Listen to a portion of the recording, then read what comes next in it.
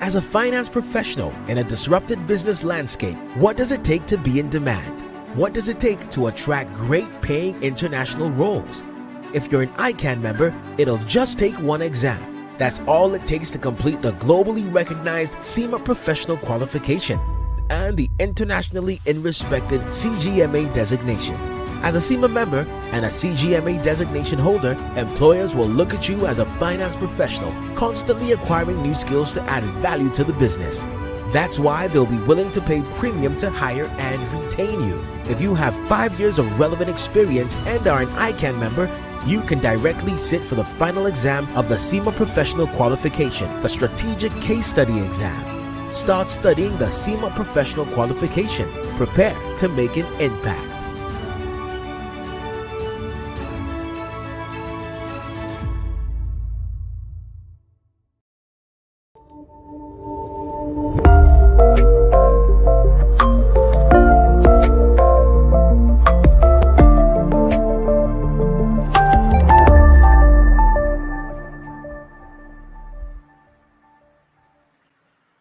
Good evening once again. This day, Tuesday, 17th day of January 2022, and it gives me great pleasure to welcome you to another episode of ICAN on Air. And today, like we've always promised you, we've come with another topical issue that is very germane to our profession and the business environment at large. And the topic is the evolving role of compliance opportunities for accountants. And to do justice to this today is no other person than Mr. Femi Jaiyeola FCA, who is a C-level risk and compliance executive with about 25 years cross-border experience in financial services industry, of which 6 years was at senior level position at leading international bank in UK. Currently the group chief conduct and compliance officer of Access Bank, with responsibility for adequacy and effectiveness of the bank's conduct and compliance program, providing independent and objective advice on compliance risk, issues and concern, and managing the bank regulatory and reputational risk in Nigeria and 12 bank subsidiary in Africa. Prior his joining Access, he was the chief compliance officer of Sterling Bank PLC and Diamond Bank PLC, where he played critical role in influencing and driving change in the compliance culture. He worked, like we said earlier, in United Kingdom at Standard Chartered Bank as the head of internal control for Nigeria and West Africa, Citibank London vice president, internal audit with responsibility of leading multidisciplinary team to provide independent assessment, and Barclays Bank London as audit manager with responsibility for leading team to provide independent assessment. He has a track record of leading high-performing team and is a strong advocate of the use of data analytics and technology in transforming business processes and compliance risk management practice to achieve effectiveness. He is a fellow of our great institute, your institute and my institute, the Institute of Chartered Accountants of Nigeria. Also, a member of the board Corporate Finance Faculty of our institute, fellow of the Compliance Institute of Nigeria, director and chairman of the Finance Committee of CIN, honorary senior member of the Chartered Institute of Banker of Nigeria, fellow Institute of Credit Administration, certified information system auditor, that is CISA, and member Human Dignity Subcommittee of the Working Group Project for Private Sector Implementation of the National Ethic and Integrity Policy 2020. He has a bachelor's degree from University of Ilorin and master degree in finance and investment from University of Edinburgh.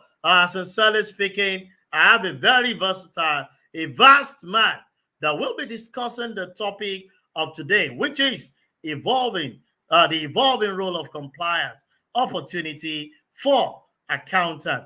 Like I keep telling you, this platform is open for you to promote your goods and services, your products at any time at a very minimal cost, so that you can have the global patronage that is expected of your goods and services.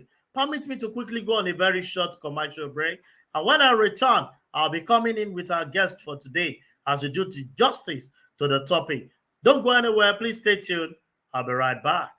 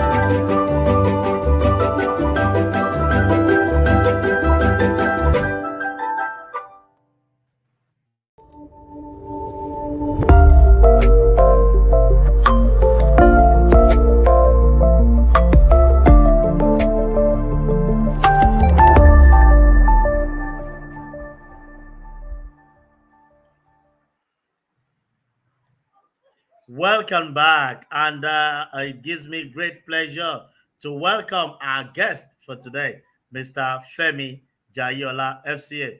Good evening and welcome to ICAN on AIR, sir. Good evening, Mr. Sesson. Thanks for having me. It's a pleasure to join this show.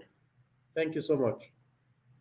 Oh, thank you very much. And without wasting our time, we are moving straight to the business of the day, and we are discussing the evolving role of compliance, opportunity for accountant. Let me start this way, Mr. Jaiyeola. The word compliance is commonly within the professional environment, and today we are blessed to have you take us through this concept. Our global audience will want to explore the opportunity through your wealth of knowledge and experience and dexterity. Let me start by saying, in a simple term, what is compliance and what does it mean to be compliant? Thank you so much. Once again, thanks for having me. So compliance I think, is a word that we use in our everyday life. So when I go about every day, people use the word compliance. I need to comply. I need to comply. But the context of this discussion, compliance is about having a process or a structure or programs that enables an organization, one, comply with all relevant laws and regulations guiding their business, and also having the structure, the processes, and the programs to ensure that the various parts of the organizations comply with internal policies set up by management in a short form. So in this context of this discussion is around ensuring that the organization you work for has a function that builds the programs, the structures, and the processes that ensures that that organization complies with all relevant laws and regulations guiding its business, and also ensure that individuals within the organization follow the company's organization's policies, procedures, and standards. So it has a lot of components in terms of That, that, compliance. that's a brilliant way to start. We will come to some of the components that is embedded inside it. Well, we have an understanding of what compliance is about. We want to know who qualifies to be called or addressed as a compliance professional, and what are their responsibility. I mean, the compliance officers. Okay, so a compliance professional is, we can look at it from two perspectives. Okay.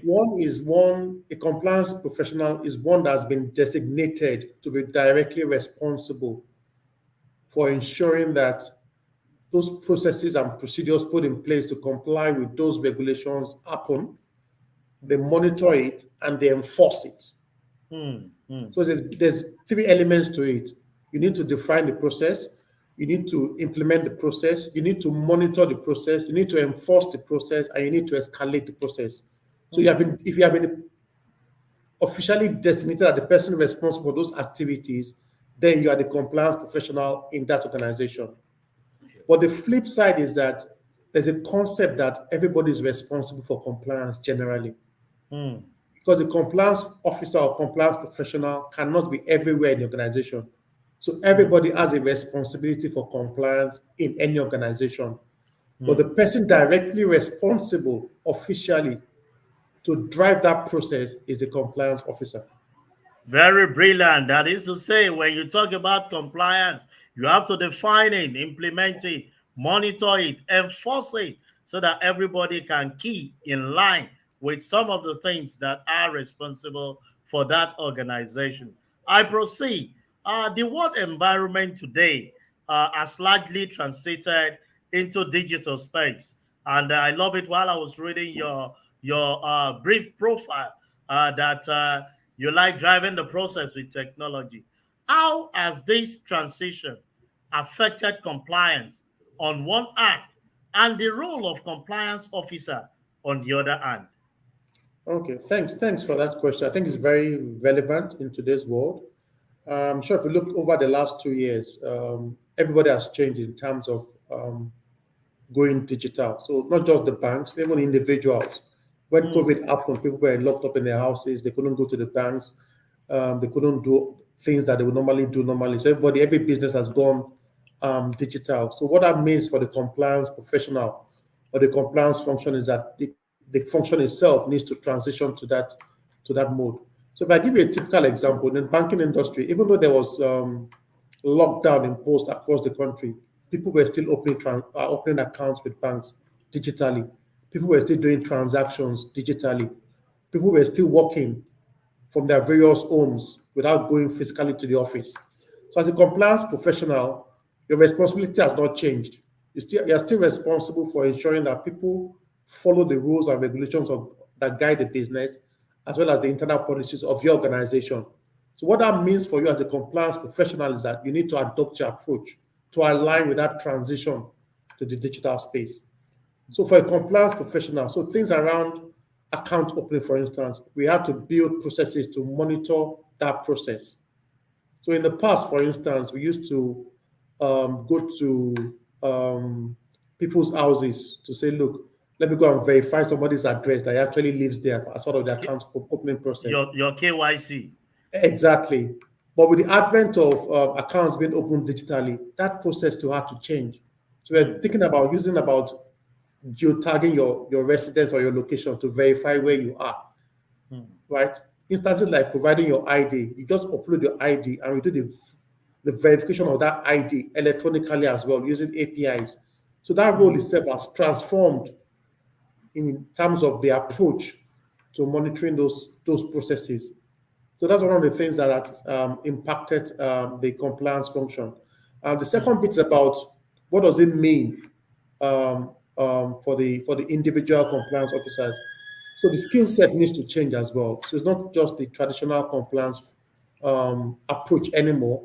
You need to have compliance professionals that are digital focused, so that they can think and adapt their compliance processes to those digital changes that have happened over the last couple of years. So today in compliance, we are not looking for the traditional compliance person that is a lawyer or someone that spent several years in a particular function. We're looking at young people that are agile, that are digitally minded, that can understand the digital space and can come up with processes that can help us monitor those things that are happening around us. That's a brilliant word, and it's to tell us that everything keeps evolving day by day, and digital space seems to be having its way in all we're doing, and compliance is not exempted. Let me use this opportunity once again to welcome all our audience who are connected globally. We have them from the northern part of the country, the eastern part, the southern part, the western part. I've seen our people from Ibadan, from Ogun, from Ondo, all the way from Abeokuta. I've had from Kano, Abuja, from Maiduguri, Benue, the eastern part, Enugu, Anambra. Everyone connected to make sure that they have a full grasp of what it is, the involving thing that compliance is all about. And let me use this opportunity to say, Mr. Jaiyeola is very much ready to attend to your question.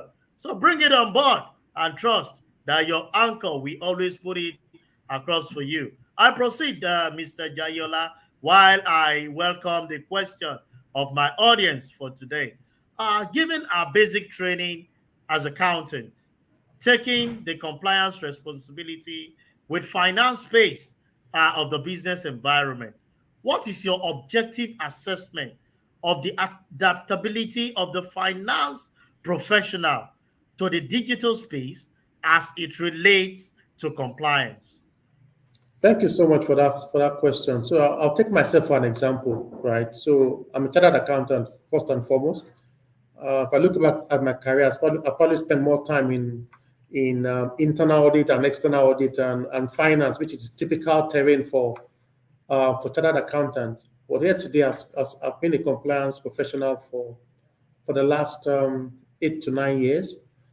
And what that tells me, and I think the message for everyone, is that our training as chartered accountants gives us an edge in the compliance profession, right?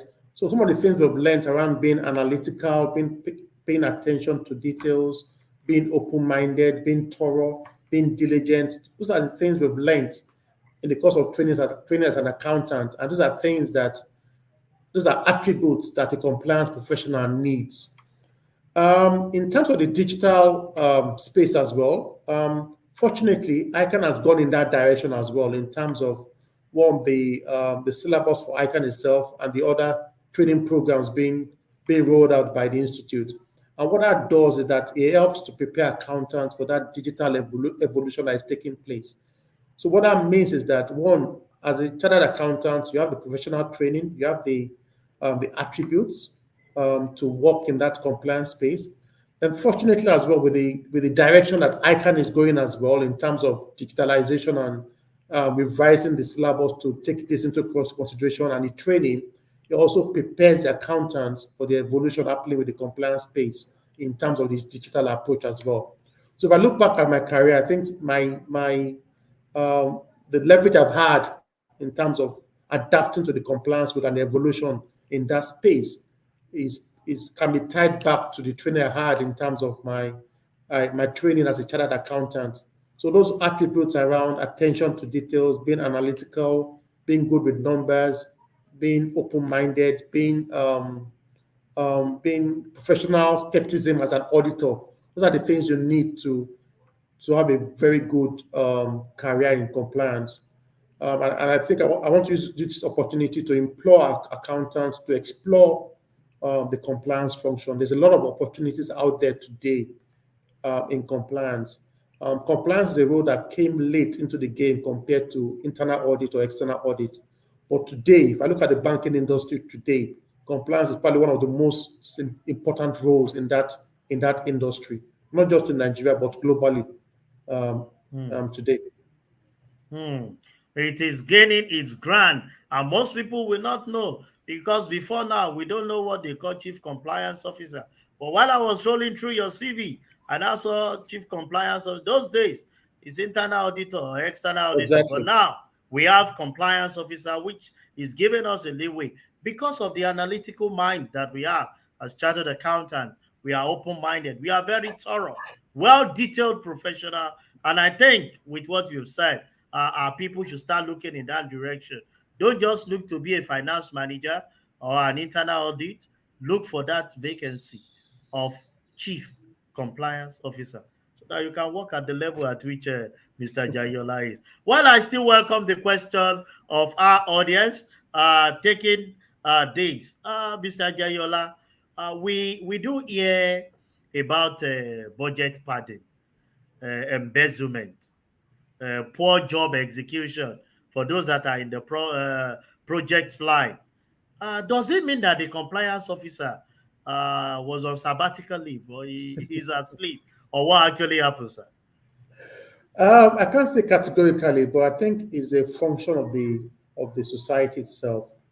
I don't think it's entirely fair to isolate one individual and say something failed and then try and isolate it to one individual. The way I look at it is a collective failure by the entire system and our value system as a country.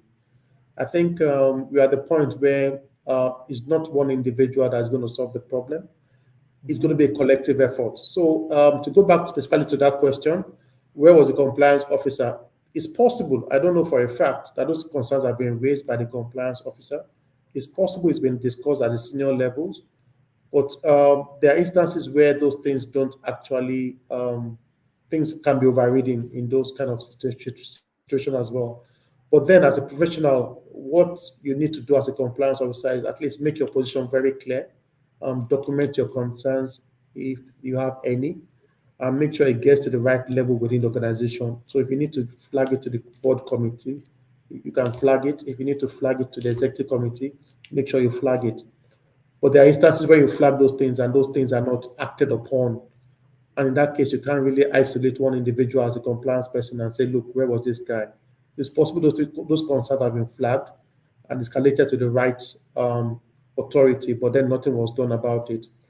But the way I look at it as well is that I think it's a more of a wider problem in the society that we need to collectively work together to solve rather than try to isolate it to the compliance officer in a particular organization. It's a wider scope that we need to collectively integrate to and make sure we solve the problem rather than pointing accusing finger to an individual who must have carried out his own work, and some people just decide to turn the deaf ear or close their eyes towards it. I have a question from our ardent listener. This man is a five-star general when it comes to ICAN on air. He doesn't miss it every Tuesday and Thursday. And that is Fagbola Adeniyi from the Asian city of Ibadan. He's asking the question, compliance, compliance, compliance. Does the benefit of compliance outweigh or equate the cost of compliance if subjected to the cost-benefit analysis in the short or long run in an organization? Thank you. I think that's a very valid question, and I think it's a question I've come across several times. I think the challenge for the compliance function is like this, right? So if things are going well, the question is asked, what exactly is the relevance of compliance if everything appears to be going smoothly? And if things go wrong as well, the question is asked, why didn't compliance pick it? So it's a very challenging profession, to be honest, with my listeners today. But if I look at the cost benefit analysis, right, it's always difficult to tie the benefits to the cost when there are no losses to report on. So if there's an organization today that doesn't have any penalty from any regulator, there are no conduct issue, there's no reputational damage, then one can ask that question and say, look, what is the benefit of this? But we're in a world today where one little mistake, one non-compliance issue can actually bring the entire organization down. It has happened to several global large organizations where one single conduct issue brings the entire organization down. We've had situations where CEOs and executive members of large corporate bodies are forced to step down due to compliance-related issues. We've had instances where banks or companies are penalized hundreds of millions of dollars for penalties. When those things happen, there's no conversation about the benefit of compliance because the benefits are very, very apparent. But when things don't go wrong, people can start asking that question: what is the benefit of having a compliance function? But for me, apart from the monetary side of things, is around the value, the reputation of those organizations. So even if you don't suffer a penalty, if something goes wrong, these days of social media, you're all over the place, all of a sudden, your brand gets to suffer. It begins to impact revenue. So for me, you cannot oversize the importance of compliance within an organization. And when that culture starts building within the organization, it gets transited to the larger society. So it's an opportunity to actually have compliance in our culture so that we can reform the entire society, not just within a single organization. So that's the way I look at it from the larger context of things. Once we begin to build that culture within our different organizations, it transmutes itself to the larger society, and we are all better for it. So for me, the benefits cannot be quantified. The benefit of compliance cannot be quantified because when there are no penalty, when there are no sanctions, you ask yourself, what is this man doing? Just paying him salary for nothing. Exactly. Forgetting that that's the man that entrench the culture into the people that makes it to go the right way that the management team have actually set it to be. I also have Femi Jaiyeola all the way from Lagos, Nigeria.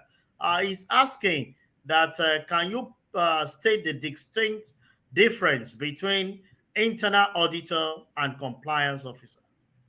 Okay, thanks. So I'll look at it this way. So typically in an organization that is well structured, you have the three lines of defense.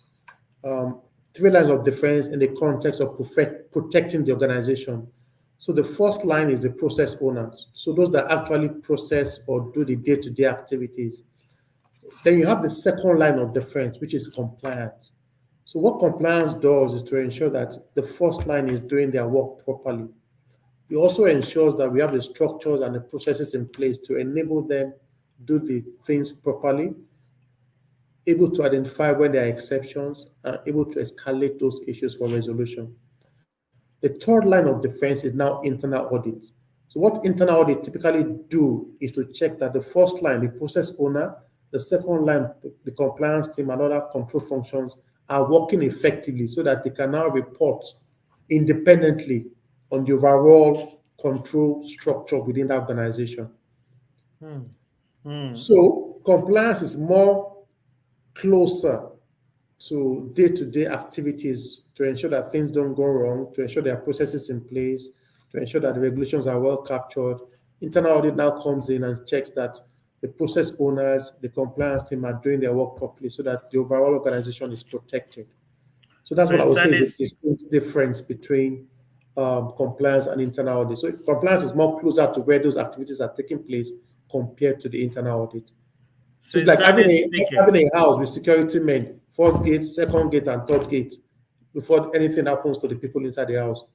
Yeah. So the compliance will be at the second gate, internal audit will be at the third gate before they actually get into trouble. Sincerely speaking, the way you simplify the differences between internal audit and compliance officer, I should have visited you as my audit and assurance lecturer those days when I was having challenge, because you simplified it and a layman can actually understand the differences. I have our own AAA Dr. Abel I say, all the way from Abuja, and is asking to ensure the effectiveness and cloud of compliance. Asking what level should the head of compliance be placed in an organizational structure relative to head of finance and head of internal audit? Very good question. I'll take it from two perspectives. So, in an ideal situation, the level should not matter. It should be about your role and your function in an organization. So, if I look at my time when I was in the UK, right, it wasn't about levels, right? It was about what was your responsibility. So, as a compliance person or an internal audit person, I had my responsibilities clearly spelled out to me, and I had the authority to actually engage with people within the organization. But the reality is that in our own cultural environment, levels matter. Hmm. So if you look at the banking industry, for instance, the CBN has said that the chief compliance officer must, at the minimum for the big banks, be a general manager. And that is the highest level after executive directors. In fact, CBN went further to say there must be an executive director responsible for compliance to ensure that that function has the highest representation in the organization. So that's CBN for you in terms of their own direction. But typically, it shouldn't matter. Ideally, it shouldn't matter. It should be like, look, this is a chief compliance officer. Irrespective of his level, you need to look at his responsibility and the role that has been attached to that individual. But at the same time, I realize that in our cultural environment, levels matter to us. Hmm. So Hmm. ideally, the head of compliance should be at the consummate level with other senior functional heads within that organization for him to Hmm. be able to drive that compliance culture in the organization. That is a very brilliant way to respond to Dr. Abel as saying all the way from Abuja. Before I go to my question, let me quickly attend to Mr. Akim Tairu from Lagos, Nigeria. He's asking what's the relationship between the chief compliance officer and the company's secretary, more so when issues of compliance with laws, regulation, and karma as it affects the company. Very, very interesting question. So I'll go back a little bit in terms of how the compliance rule has evolved. So in the past, right, things around regulations, CAMA used to be done solely by the company secretary. In fact, in some organizations today, even some of the international banks, right, compliance reports, compliance and legal or company secretary are, are lumped together. But if I go back to the banking industry today, CBN has clearly separated the two functions. Hmm. So in the past as well, a lot of the compliance professionals were actually lawyers, Hmm. right? But with the evolution of the role, it's beginning to be separated. So you go to a number of places today, the company secretary is different from the compliance uh, individual. But in some other organizations, they are lumped together because historically, the company secretary has been responsible for laws and regulations guiding the affairs of a particular organization. But today, in most places, they are different. But what tends to happen in practical terms is constant collaboration by both parties. So when it comes to matters of the board, governance arrangements, board meetings, share capital issues, share capital construction, things like that are typically handled on a day-to-day basis by the company secretary. But when you look at the primary regulations guiding that activity, so if I look at the bank, for instance, so if I look at CBN regulations, those are typically handled by the compliance person. If I look at things around interaction with Nigerian Stock Exchange, when there are capital interaction with SEC on capital raising, interactions with board members, those are typically handled by the company secretary. But like I said, it differs from organization to organization. Some of them are matched together because historically that function has been handled by the company secretary. Hmm. That is a brilliant way to explain the question as we have from Akim Tyro. While I proceed here, while you were talking, we've heard about regulatory compliance, HR compliance, data compliance, financial compliance, health and safety compliance, political compliance, even religious compliance.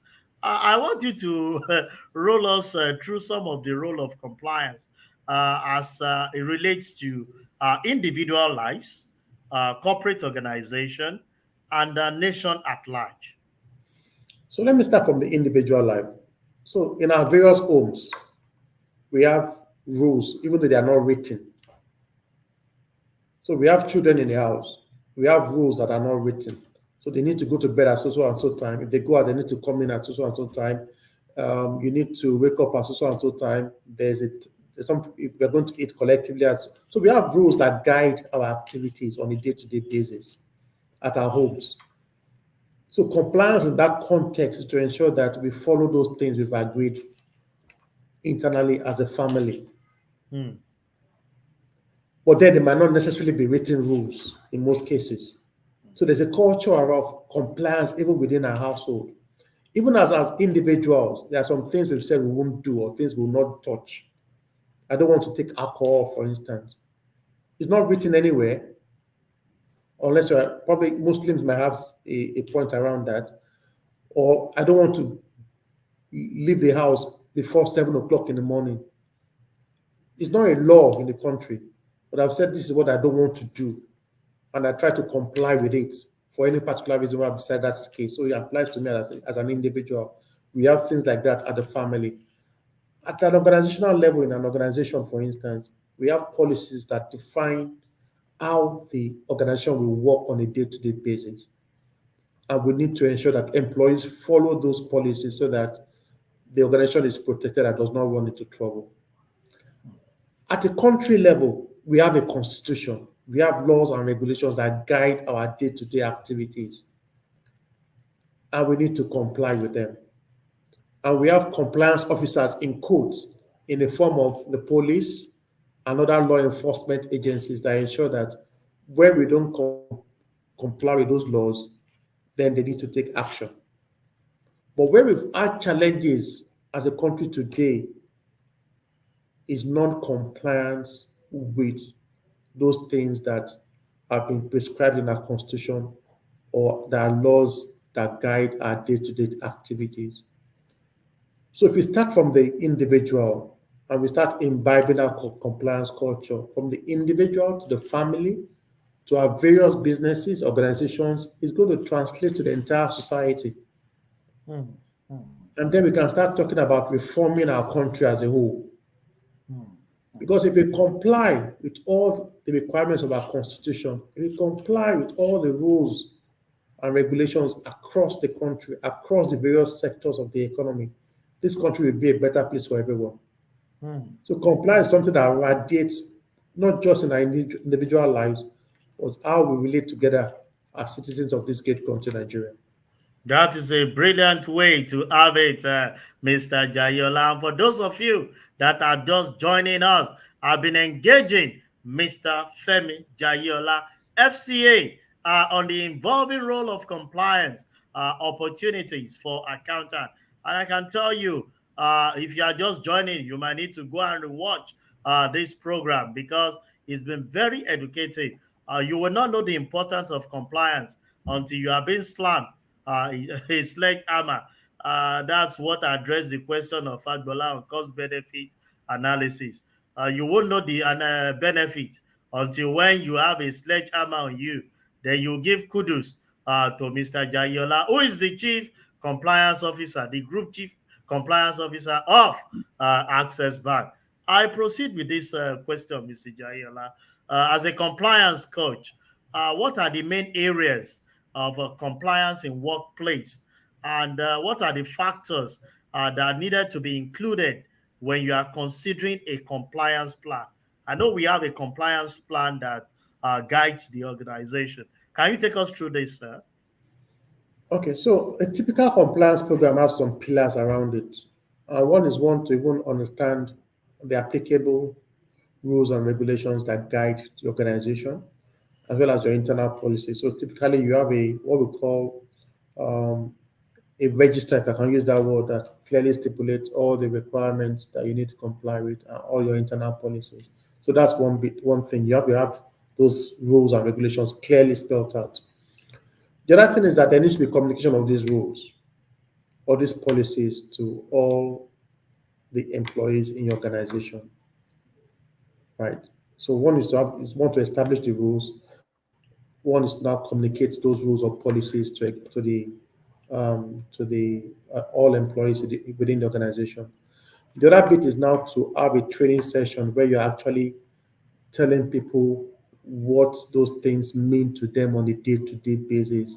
How mm, does these things impact their activities or their processes on a day-to-day basis? mm, The next component is to have a monitoring process in place to confirm that those policies or those procedures are being followed on a day-to-day basis. And what that helps you to do is to identify exceptions and able to develop plans to fix them before they degenerate. That bit is very, very important because what I tell people most times that before you have a big penalty or a big issue, there will have been little signs or indicators along the way, but they were not just identified, or where they were identified, they were not dealt with decisively on time. So apart from the monitoring around the escalation, so you have instances where there are significant issues you need to bring to the attention of executive management or to your board so that they can step in and intervene where necessary. mm. Yeah, that's great. And let me quickly take Musa Shonde's question, who is asking how can a CCO, that is the Chief Compliance Officer, effectively manage the conflict that arises from protecting its employers' action and fulfilling the requirement of the rules issued by the regulator. Thanks so much, Mr. Musa. That's actually a very brilliant question. It's something we face to face. That's what I call the compliance officer's dilemma. And it happens on a day-to-day basis because one, your organization is paying your salary and you want them to keep making enough money to be successful. At the same time, you need to ensure that they don't flout the rules. Interestingly enough, the regulator expects you to be their mouthpiece or their eye within the organization to flag any concerns as quickly as possible. So that's a typical compliance officer's dilemma. How do you strike the Hmm, balance between what your organization wants to do or what actions they've taken or want to take, as well as ensuring that they don't flout the regulatory requirement that guide that particular activity.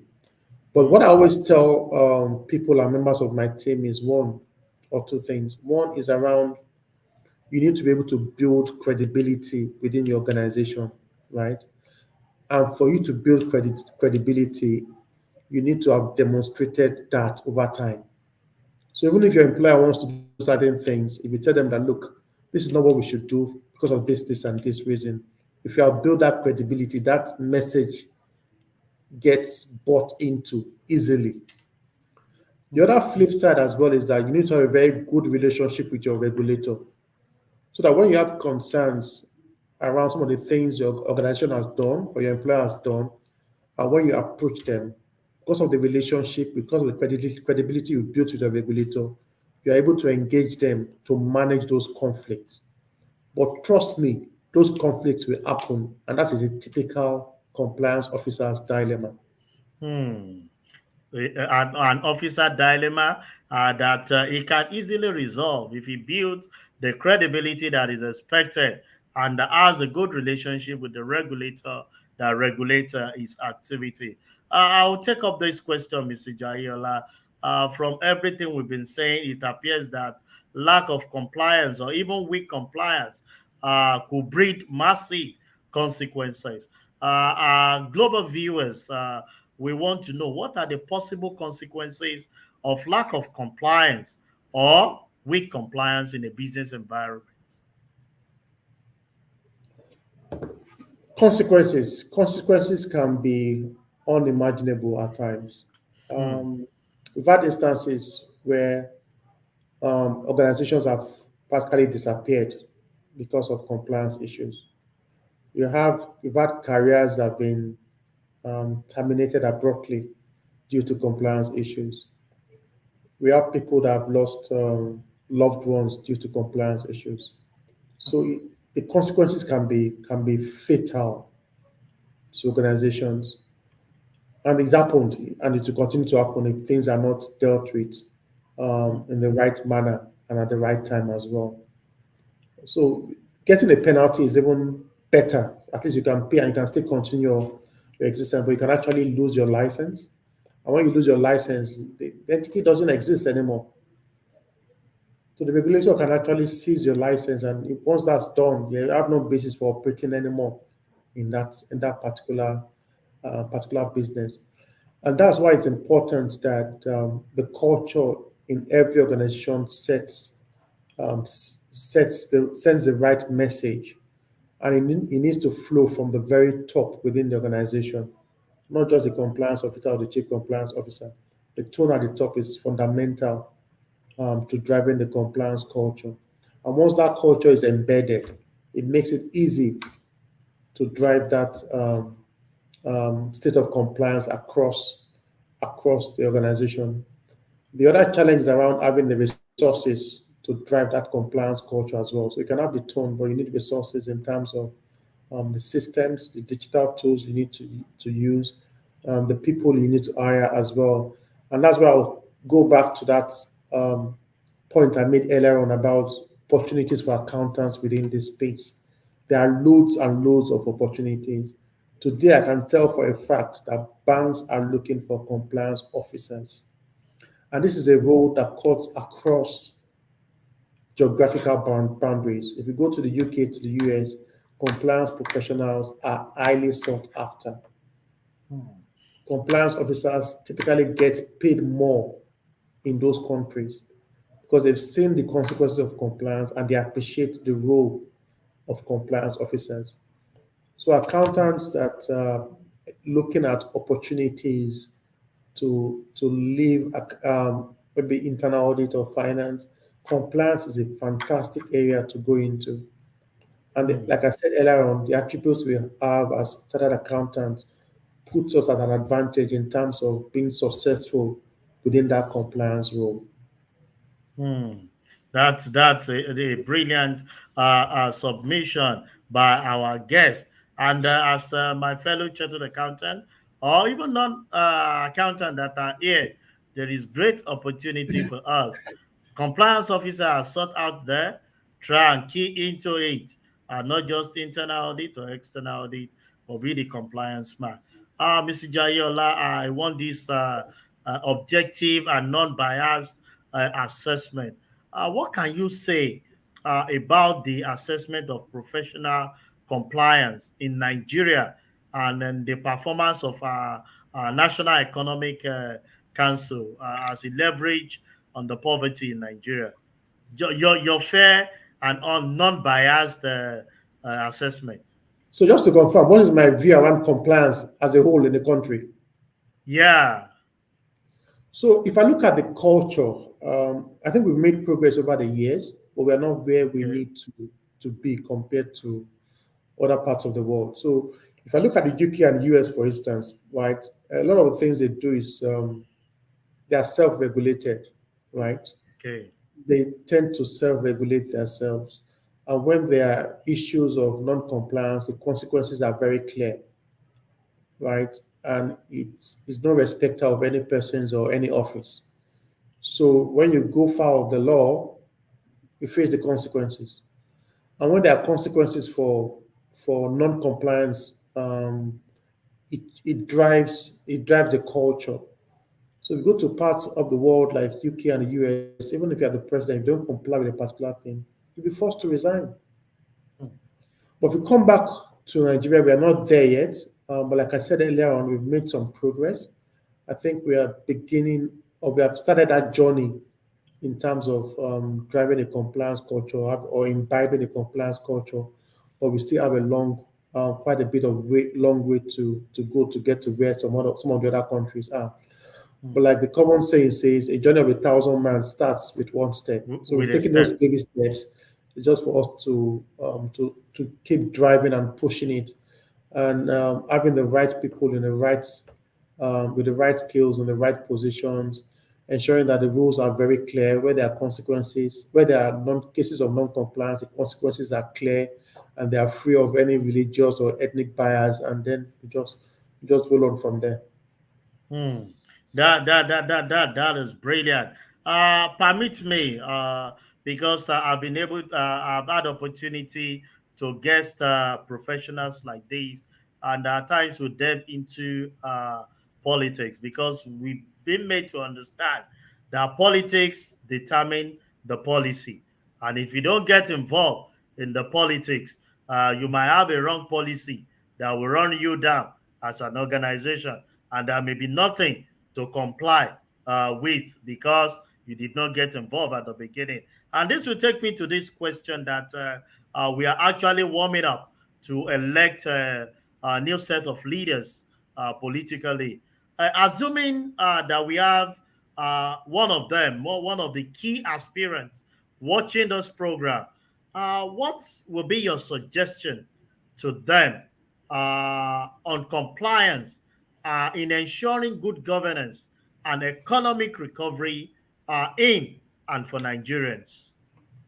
Thank you for that. And I think what I always look at it is that what I've found, not just in Nigeria, but not just in Nigeria generally, uh, but even in various organizations, is that those policies or those rules exist, right?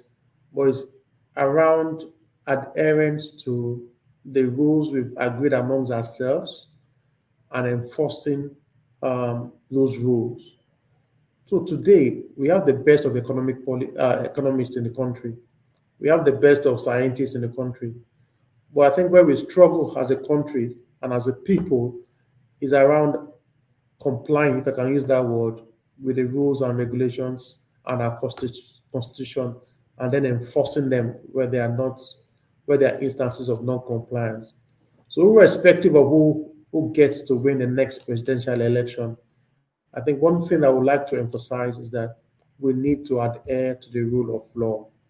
We Hmm, need to comply with the rules of law. We need to comply with our constitutions. Where there are instances of non-compliance, we need to enforce consequences hmm, beyond ethnic or religious bias. hmm, hmm, We can't hmm, have a system where there are no rules. Fortunately, we have defined the rules for us. We have agencies in place to enforce those rules, but we need to just act on them. hmm, hmm, Let's adhere to the rule of law. hmm. Let's enforce consequences where there are not instances of non-compliance. And I think once we deal with that problem, generally speaking, I think we'll begin to go make some progress, even on the economic front. I can tell you it's been a very insightful time, very educative. Guesting Mr. Femi Jaiyeola FCA, who have been doing justice to the evolve of compliance, the opportunity for accountant. Before I take my last question, I'm sure you know this part of the world. We love certification, like tomorrow will not be. I want to ask, are there specific certifications available to becoming a compliance professional? Yes, there are local certifications and there are international certifications. So one of the certifications we have is a Compliance Institute of Nigeria, which is um, one that you do some exams and you get qualified.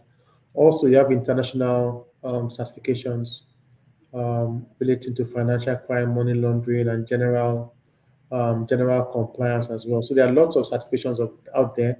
There are lots of training out there, and there are a lot of courses that people can go into as well. I think maybe feedback to ICAN as well, whether they can introduce more of compliance, even if it's not in the syllabus, maybe training seminars, so that people can really understand compliance. They can broaden their horizon in terms of career opportunities out there. I think something that ICAN can take on board because there are really great opportunities in compliance, and it's a role that cuts across geographies. So even with all this jackpot syndrome that are happening, compliance has been seriously impacted in Nigeria because those guys quickly get opportunities out there because it's the same concept at the end of the day. It's around understanding the rules, having processes in place to implement them, monitoring and escalation. So those are skills that are actually transferable. Also, the good thing is that it's now beginning to evolve across industries as well. So the banking sector is more prominent, but with the manufacturing sector is getting more prominent, in the pharmaceutical industry is getting more prominent, in the oil and gas industry is getting more prominent. So those skills are actually transferable across geographies and across industries. So I think it's something that my fellow accountants or budding accountants should explore. Yeah, sincerely speaking, it's been very educative having you on board. But I would not let you go because I always give this room. You started it, but I'm sure you will entrench it more. In closing, Mr. Jayeola, ICAN is always open to ideas that will positively advance the growth of our members, the accounting profession, and the Nigerian business environment. We want your advice and suggestion. You've given us one of entrenching into our syllabus. What ICAN needs to do on our discourse of today, the evolving role of compliance and the opportunity. You've mentioned one, but if you permit me, you can give us one or two so that we can use that to wind up in 2 minutes. Okay, so I think the other thing is to explore partnership with Okay. with professional compliance bodies. We have one in Nigeria, of which I'm one of the directors there. I think there are opportunities for us to collaborate Okay. in terms of how maybe concessions around training programs, concessions around fees for the professional examination. So I think there are opportunities around collaboration. So with all the collaboration ICANN is doing with other professional bodies, I think they can begin to look at compliant professional bodies as well. I think that will help the institute as well as the members of the institute as well. So I think that's another area that can be explored. I think the other thing is to look at opportunities where ICANN can offer its members opportunities to do internship in some compliance functions in some organizations, right? So we have a lot of ICANN members in practically every industry, in practically every organization. So maybe that engagement to say, look, can we have accountants not just go and do internship in finance or in internal audit or some of the audit firms, but actually do internship in other in compliance related roles, so those opportunities within compliance can be harnessed by the institute and its members. Thank you very much, Mr. Femi Jaiyeola FCA, for sharing your evening with us on ICAN on Air. It's been very, very insightful, very educative, opening our eyes to where we don't have it. And to all our viewers, we want to appreciate you for making our time. It's because you are there. That's why we are here. And we want to believe when next we call on you, Mr. Femi Jaiyeola, you will definitely make yourself available to come and enrich us again with some of the knowledge that we need. Before I round up, let me quickly take this announcement that we've started the new year. And like Fadbala, we always assist me to count. This is like the fifth episode for this year. But we want to encourage you as member of the Institute. Have you paid your subscription? You know how important the subscription is to the Institute. Please make sure you do that. The payment platform is open to all. You can do it for the associate member, it's 17,500. For the fellow, 32,500.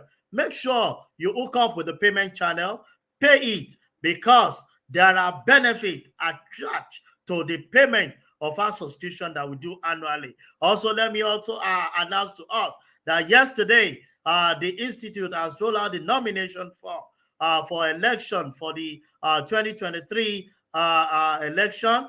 Please visit the website, get some of the guidelines and pick up the form if you are interested. Also, the portal for the fellowship conferment is open, and we encourage you all that are due for fellowship to hook up to this and take the highest cadre of our institute. which is fellowship. On that note, we have come to the end of the show. And special thanks to the Governing Council of our great institute, led by Malam Tijani Musa Isa, and the Registrar Chief Executive, the Chairman of the Editorial Board, and all editorial member. Until I come your way again on Thursday, stay connected and make sure that you are available. I remain your host, CA Olusesan Okwade FCA. Till Thursday, stay cool and God bless.